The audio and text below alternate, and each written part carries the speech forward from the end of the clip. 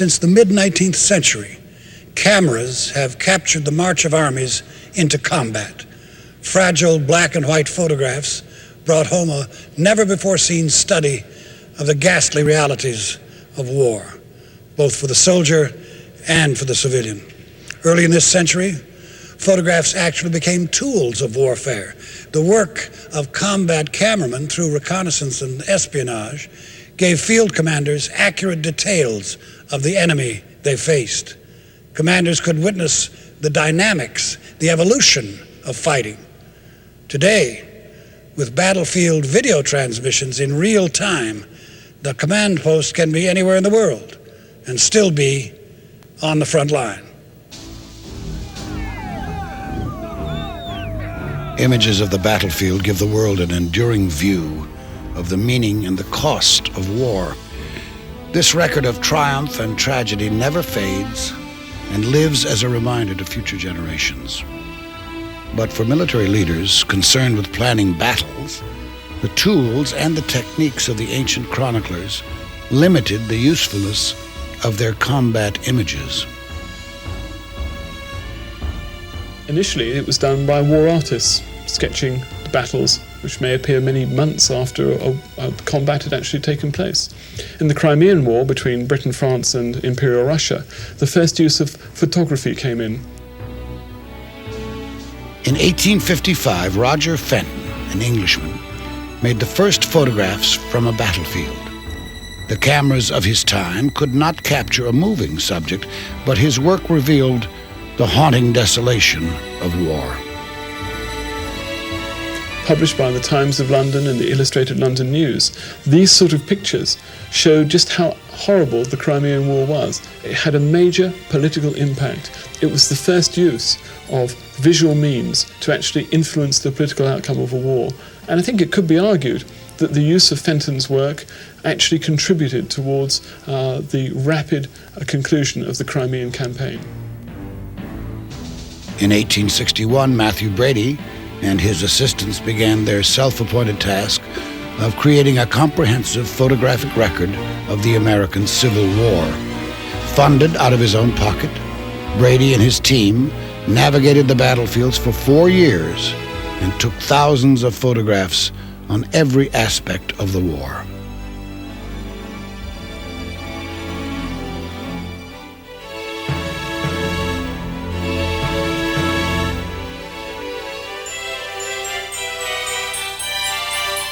In the fields of Gettysburg, his lens exposed the ultimate cost of war.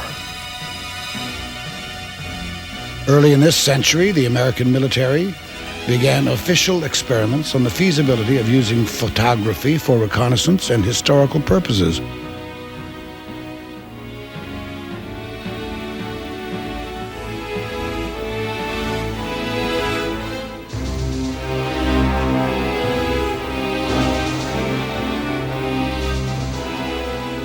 But it wasn't until World War I that the U.S. Army Signal Corps began recording in earnest the story of its army at war.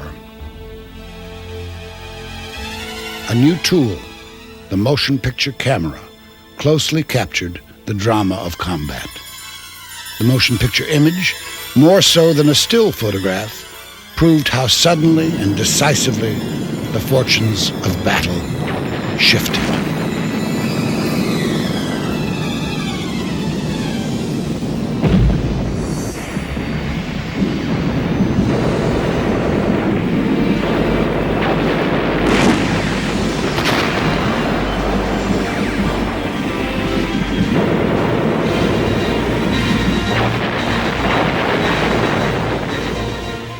Intrepid Signal Corps cameramen took to the air to record the skill and technique of pilots practicing the new art of aerial combat. Their films helped train new aviators anxious for a look at the real thing.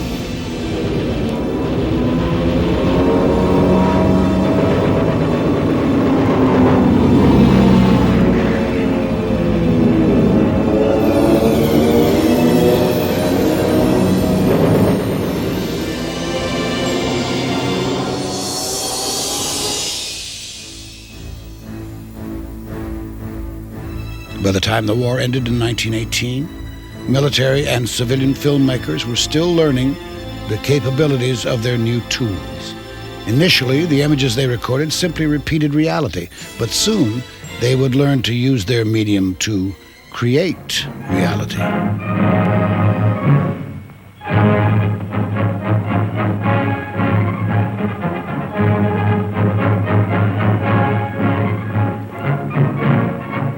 During the late 30s, the spectacle of the Nazi Party convention in Nuremberg was structured for the benefit of the camera. The Nazi propagandists manipulated the screen to feed enthusiasm for their leaders and their cause.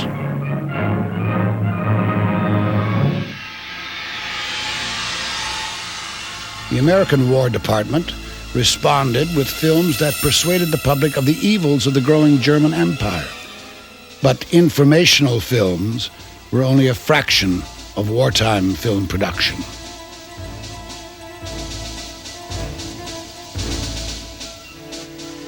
The Army Air Corps leased a complete film studio in Culver City, California, to produce hundreds of training films. Designated the first motion picture unit, its personnel came from the ranks of the civilian film industry. All right, roll them. Quiet. Oh, what's up there, Red? Red. Technicians representing every type of skill and craft were given direct enlistment into the new organization.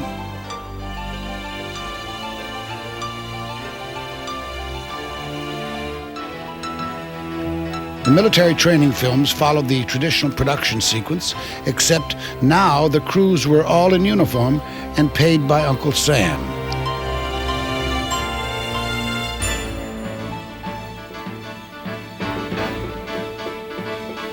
In 1938, the United States produced only 20 training films for the year. By the end of 1945, it was producing 20 films a week. One film, project number 1024, Recognition of the Japanese Zero Fighter, starred an officer from the unit and a former Hollywood actor. Cigarette? Oh, thank you, sir. How was the flight over? Well, I made it, sir, with the help of a P-40. You like our P-40s? Oh, yes, sir. It's a nice airplane. Good. Then maybe we can count on you not to shoot any of them down. Well, I didn't have any plans along that line, sir. It's been done, you know. You mean jet pilots? I mean American pilots.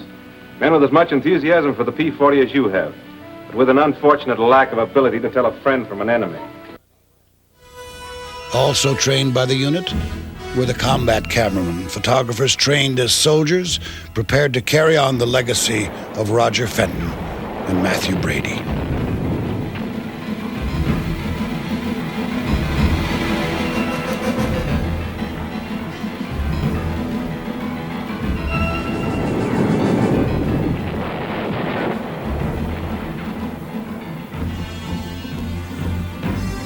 The work of the combat cameraman appeared in many wartime documentaries. With the Marines at Tarawa told the story of the invasion of a tiny Pacific island.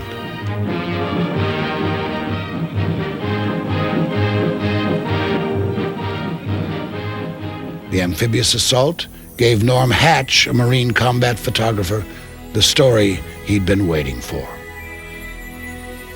This was the opportunity to shoot the story of a lifetime, so to speak. And here I had laying out in front of me 300 or 400 ships. I had a division of Marines ready to go ashore. I was going to be part of that, so my mind was constantly and actively engaged in thinking about how I was going to shoot it. When you go into combat, you have a job to do. That job is documenting what you see. You go in there to cover what happens in front of you. On November 20, 1943, supported by a naval bombardment, the 2nd Marine Division began its costly attack on Tarawa. The fighting on Tarawa was very intense. You've got an island that may be 500 yards across and 1.25 miles in length, and we were all of a sudden dumping 5,000 Marines there to meet 5,000 special naval forces with the Japanese Imperial Navy. So now you get 10,000 people on a very, very small piece of ground. Hatch and his assistant were going to hit the beach with the first wave until their landing boat ran into trouble. We landed on the reef, and the ramp would not go down. Typical of snafus that will happen. So everybody had to climb up over the side of the Higgins boat, which meant that Kelly and I, with cameras and film, had to do the same thing. And we stood upright and balanced the canisters of film. These were 1,000-foot canisters, which we had on our shoulders. Our IMOs were strapped to our wrist, and we had to walk in over about 300 and some odd yards of that type of water with people shooting at us. Well, all around us, the remnants of that crew were down to helmet level. And that's all you could see. It looked like a bunch of turtles going in, you know. But you'd also see these turtles getting hit, right, you know, head level, and that would be it. And why Kelly and I never got hit, we'll never know, because we were the only two people in the whole area standing upright and walking ashore. We were lucky in that there was sort of an embankment of logs that provided a seawall, which gave us an opportunity to get on the beach and stay covered until we went up over the seawall. It was almost reminiscent of World War I, where you came out of the trenches and went up over the top. I just didn't know which way to look. Everywhere as I looked, there was something to shoot.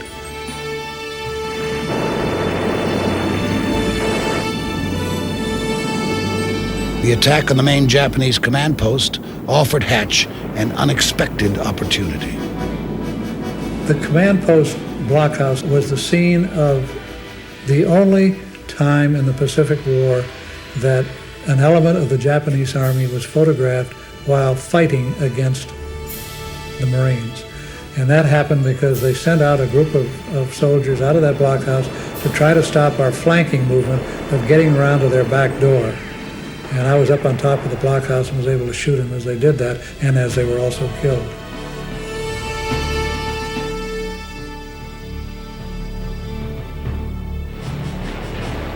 The motion picture footage, much of it in color, was sent back to the United States to be worked into a documentary on the invasion. The Office of War Information had struck an arrangement with the motion picture industry to produce films on the war. So the Tarawa film went to Warner Brothers, and Warner's, and I went out there and helped edit it. The film was put together and went out to the public, and later on that film went on to win the Academy Award for 1944. So, and that was the first such award the Marine Corps had received. It was a big uplift, really, and for those of us in the 2nd Division who had a hand in shooting some of that film, why, we took it as quite a great personal tribute to do that. The film is significant not only for the dramatic story of the battle, but also for the controversial images shown for the first time to the public. The powers that be allowed for the first time the showing of dead. Up until that time, of course, as you realize, everything was under censorship, and dead bodies were not allowed to be shown. But they felt that this would spur the war effort somewhat, and the people in the factories might get a little heavier into their work and turn out production a little bit faster.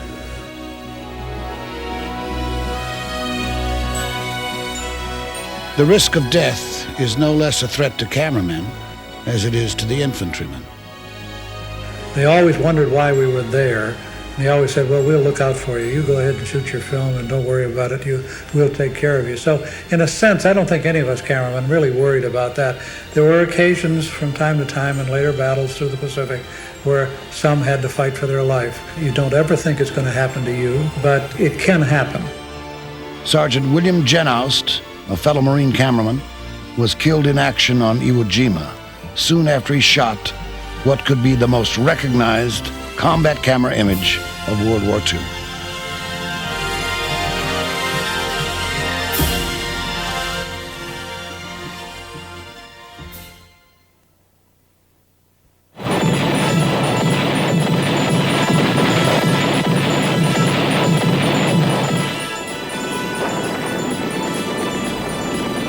Combat cameramen waded ashore alongside the Allied soldiers who invaded France in 1944. Their mission? to document the liberation of Europe.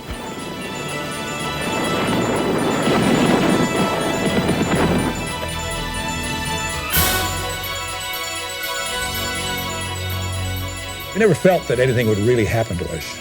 The first time that I had really witnessed combat was at St. Lo.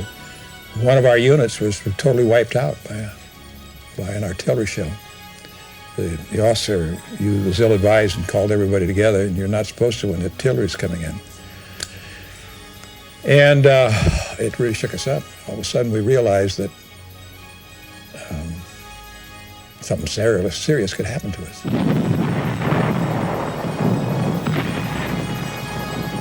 I was affected by an associate of mine who was a fellow from Alabama. We were sitting there and we were scared because of the loss of this one unit. And I said, well, Charlie, what do you think? And he says, well, he said, if we don't go down there today and do some filming, he says, we ain't gonna be worth a shit for the rest of the war. And he really called my shot there. I said, okay, let's go. From then on, we never had any problem. I can recall one grizzled sergeant, he said to me, you have to be down here? I thought for a moment, I said, no, I really don't have to be here. He said, I wouldn't be here unless I had to be. You know, that stuck with me. By and large, they were always amazed that someone would be down there taking pictures. But at the same time, the excitement of getting some footage that you knew that was good, that really looked like war, it overcame any kind of fear, really. Russ Meyer and his partner followed the Allied advance across Europe, recording the story of the ordinary soldier. But for one night, it looked like Meyer might have the biggest story of the war. I come close one time to get with the big story. Towards the end of the war, Hitler was thinking of going down in the southern part of Germany and holding out there. I was rousted out of my sack and called over to S2, which is intelligence. I walked in there, and there's Patton standing there. And his eyes just flicked to me for a moment. I was the only enlisted man in the room. Well, he was telling them that he had word that Hitler and Goebbels would be in Weimar, which is 110 miles. And he was to, the regiment was to take both of these men and assassinate them, not bring them back alive. He says, I don't want any politicians screwing this up for me. You bring them to me, the bodies, the cadavers, 3rd Army headquarters. That's what I want. And I'm there, and he looks to me and he says, Sergeant, you better get some good shots of this. So when we got to Weimar, and it was daylight, they had been unmercifully beating the Burgermeister, the mayor, to find out what had happened. Hitler had indeed been there, Goebbels along with him, and they decided then to go back to Berlin. And I said, oh, there goes my story. But that could have been something significant for me. You know, the only photographers there. None of the bright-eyed, shiny boys. They're just two guys, the guy from Birmingham, Alabama, and the guy from Oakland, California. In the midst of the horror of war, Meyer turned to his work as a chance for a future. I loved the war. I really liked it. I liked what I was doing. I was hopeful that somehow I might get a good shot. When he came back, he could come out of that thing tall as a wall, you know, and say, we did all right, we're okay. We got some good footage, you know.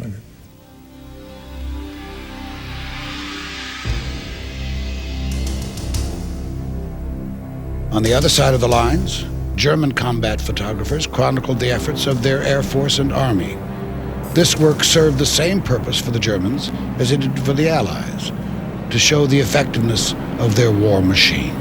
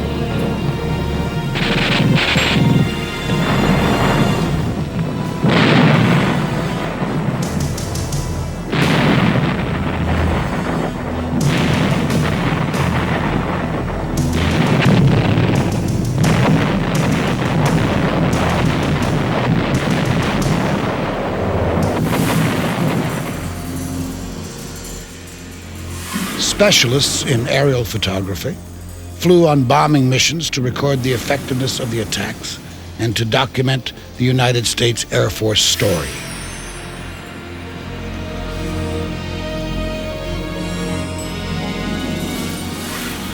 In case of an emergency, they were trained to serve as machine gunners. The cameramen shared the same risks as the bomber crew. There was no such thing as an easy mission. What could have been a milk run sometimes turned out to be disaster. I was on a mission, we were going to Borneo, and it was supposed to be a relatively easy thing. And I remember we were supposed to be over fairly peaceful territory, and I had this great shot of this B-24, and I went down to wind my camera, and I hear somebody over the intercom says, "Jesus, did you see that?" And I looked up, and the B-24 that was very close, that I could have filled my frame up with a 50mm lens, had disappeared. It was a direct hit for flak.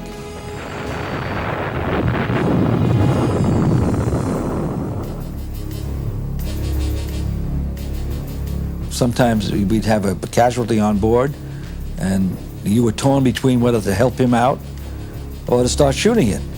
Your senses as a cameraman, a photojournalist, if you will, says, "Get this, this is great stuff." But you would only do that if you make sure that he was being attended to.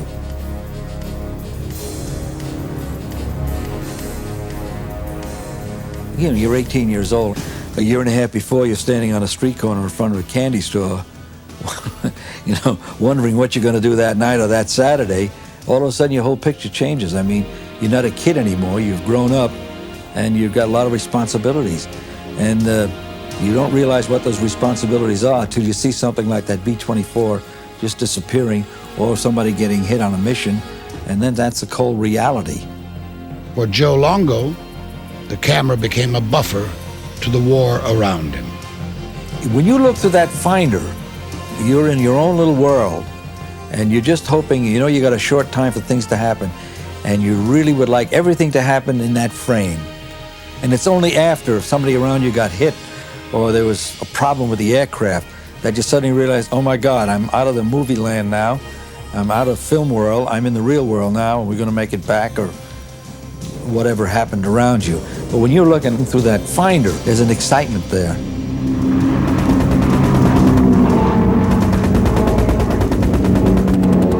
To me, when you're up there or anywhere somebody's shooting at you, you've got a possibility you're not going to come back, that's taking a chance. It doesn't matter whether you're using a 16mm Oricon or a video camera or what. That's the chances you take. When you see these pictures, they didn't happen automatically. There was somebody behind that lens that got that picture. And I feel all of these fellows should be remembered. The ones that are with us and the ones that are not with us. Because I think they left a hell of a visual legacy. When soldiers marched to the defense of South Korea in the spring of 1950, combat cameramen followed to record the story. The still photos and film footage shot in Korea looked different from the coverage that came out of the Second World War. Images from Korea mirrored the feeling of ambivalence held by most of the general public toward the war. The wide-angle combat photos of troops advancing and attacking argued that the troops were willing and able to defeat their enemy, while the individual close-ups reveal despondent soldiers, men who believed the war was not worth the risk. Combat cameramen documented the sometimes futile efforts of the infantrymen to overcome the harsh conditions of war in Korea. Images revealed the true, painful sacrifices and hardships endured by soldiers at war. By the time the United Nations forces signed a ceasefire with the North Koreans in 1953, the world well understood the human cost of Cold War fear. Combat camera showed that the essence of a soldier's experience was no longer being a hero. It was survival.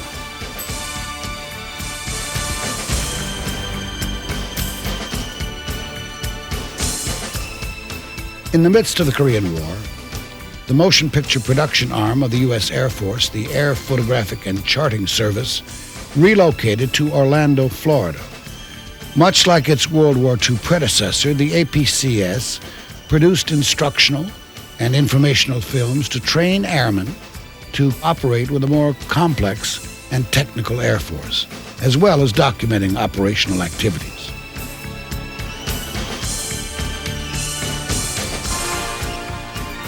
The facility housed all the necessary functions of film production. Early in 1966, the organization was renamed the Aerospace Audiovisual Service. At the same time, the service was about to assume its largest role since World War II.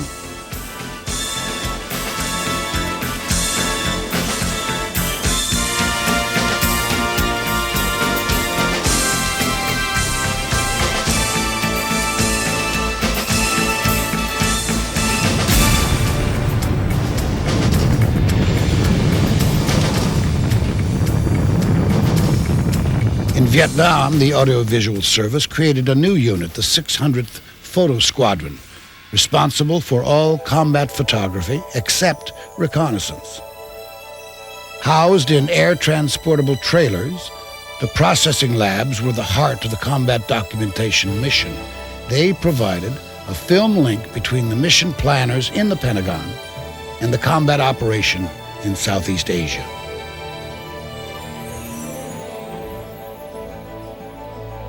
Motion picture cameramen rode into combat with the strike jets. From their aerial vantage points, the cameramen could record weapons delivery. And like their World War I ancestors, these camera operators could film pilots engaged in air-to-air combat.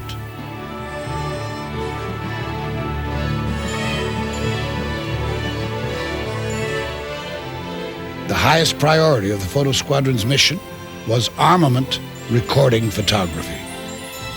An advancement over the gun camera equipment used in Korea, the pods that housed high-speed cameras could be mounted to shoot either forward or to the rear. Airstrikes were filmed in direct contact with the enemy under hostile fire. The footage provided commanders an accurate analysis of the strike. It answered urgent questions. Was the target hit? Which weapons worked best? What improvements are needed?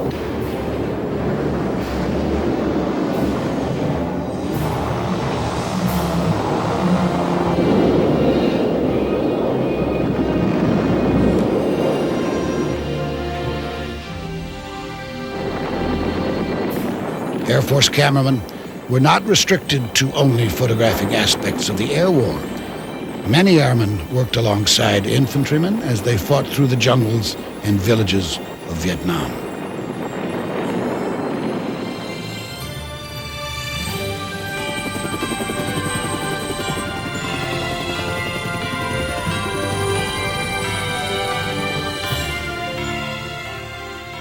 In 1968, the Aerospace Audiovisual Service set up its new headquarters at Norton Air Force Base in California. In 1983, Air Force cameramen deployed with their new videotape equipment to the Caribbean island of Grenada to document the invasion by Army, Navy, and Marine forces. Because of a news blackout, the Air Force crews provided the only images of the early days of the invasion. Their videotapes, couriered back to the Pentagon on Air Force jets, gave military leaders their first look at the results and impact of the invasion. We conducted an air mobile assault and rescued 233 Americans, which were on the far side of the island. As president, I have no higher obligation than to safeguard the lives of American citizens. And that is why I directed our armed forces to protect the lives of American citizens in Panama and to bring General Noriega to justice in the United States. On December 19, 1989, combat camera teams joined up with nearly 4,200 other soldiers participating in the invasion of Panama. Well, when we first went to Panama, it was like a dream. It almost didn't seem like it was real. My wife was expecting at the time, am I going to get back? Am I going to be able to see my baby? I really didn't know what to expect. For me, I'm very worried about my loved ones back home, my wife, my kids. Are they going to be okay? What if something happens to me? All these questions run through your mind at about 1 billion miles a minute. And they go through your mind, but you don't ponder on anything. You just keep concentrating on what you're doing to get prepared. You want to make sure that you got everything that you need. Once we landed, we realized that we were in the middle of something that was a lot bigger than we thought. I mean, you can't imagine by seeing tracer rounds, coming near you, the type of adrenaline rush that you can get. It was kind of a cross between exhilaration and fear. You had to make a decision the night you landed, snap out of it, either be scared and what good is it going to do you, or you're here, make the best of it, do what you were trained. And once I think everybody pretty much pulled themselves together and got a grip. The crews captured the action with new high-band 8 video cameras. Much smaller than conventional minicams, these high 8 cameras freed the photographers from the burden of heavy equipment. This freedom helped the cameramen keep up with the troops. They give you about twice the line resolution of a VHS camera and not quite broadcast standard. But they only weigh 2 pounds. They only cost $1,200. We could equip 100 combat camera people with high band 8 for the price of 6 Betacams. And that geometrically raised our ability to get cameramen out into the field and get images. We could get more cameramen out there to do more things at less cost. Another remarkable technology first used during the invasion was the still video camera. Although it looks like a regular still camera, it records its images not on film, but on a small magnetic disc. Since the images are electronic, they can be transmitted anywhere, then printed. That gave us the ability to go out into the field any place in the world, and point a portable satellite cellular telephone system up at a commercial satellite and send images as fast as we could take them, so that the time between when the event occurred and when we could get it to the National Command Authority was reduced to like 40-second transmission time. Now we were helping decision makers. Still video images, transmitted in the early hours of the invasion, gave the leadership in Washington, D.C. an accurate and important look at the progress of the operation. A commander is not interested in making a decision based on something that happened 4 days ago or a week ago. The commander-in-chief is not interested in that. I mean, things evolve so fast in modern warfare. But if he knows that something's happened 5 hours ago, and this is what happened, then you can make a decision. Night vision equipment, specially modified for use on the high 8 cameras, gave the photographers the ability to videotape the combat activities that took place in complete darkness.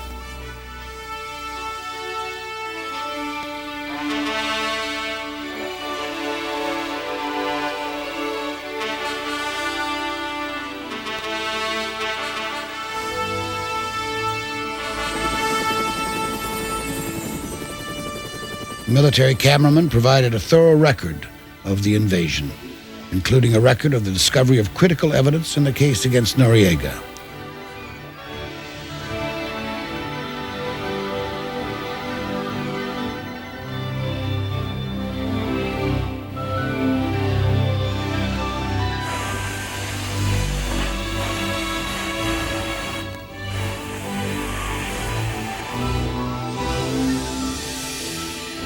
Combat cameramen also recorded the only images of the apprehension of General Noriega by drug enforcement agents. That one shot, better than any other, marked the success of Operation Just Cause. In August of 1990, less than a year after their return from Panama, combat camera crews packed their gear again, and this time deployed to the Persian Gulf. We came in armed, and with our chem gear already out and ready, we didn't know whether we were going to have to fight our way to a location. Our airplanes were armed. No one knew. So the anxiety level was high. Immediately upon their arrival in the Middle East, photographers started to document the buildup of coalition forces and their preparations for war. The role of combat camera is to record as objectively as we can what did happen. If a weapon system does not perform as it was supposed to, for a reason that's fixable, people need to know about that, because that's an investment of not only manpower and money, but it's an investment in human life. We were providing visual information to get them a visual picture of what was really going on, what the problems were, and they could make a plan, which they did, on how to solve that problem so that there wasn't going to be a problem and affect our forces during the war. To send videotape images to the Pentagon in a timely manner, the camera teams brought portable transmission equipment. We had to go with satellite, get that information as fast as we could. We equipped ourselves so that we could feed that imagery as fast as we could shoot it. And that's changed the way we view our job. We can make a difference in a battle. We can provide imagery faster than any other form in the battle, right now, today. Combat camera gave the world its first look at the sabotaged pipelines spilling oil into the Gulf. That was very, very important, because the environmental forces in the world today could see a disaster and needed documentation of that. So that was one of the things that we had to do. We went up and flew 3 missions in there. One, to document the fact that the thing was burning and leaking oil. 2, to document the actual strike on the oil manifolds. 3, go back and find out whether it had an effect on that fire and the leakage. 48 hours later to show that there was no oil leaking out of the terminal at all. And our ability to deal with that was, we did it all electronically. And we transmitted that back to the National Command Authority so they could see for themselves what this thing was like. And obviously, we transmitted that first to General 𝘽𝙧𝙪𝙯 so he could see what it was like. And that's what we did. And people were gathered around CNN and they watched General 𝘽𝙧𝙪𝙯 point out the briefings and show the images, and each one of those images was electronically based. It was done with an electronic camera, because we couldn't afford the time to run it through a wet process system. Because when you did that, it became history. It was no longer a decision-making tool.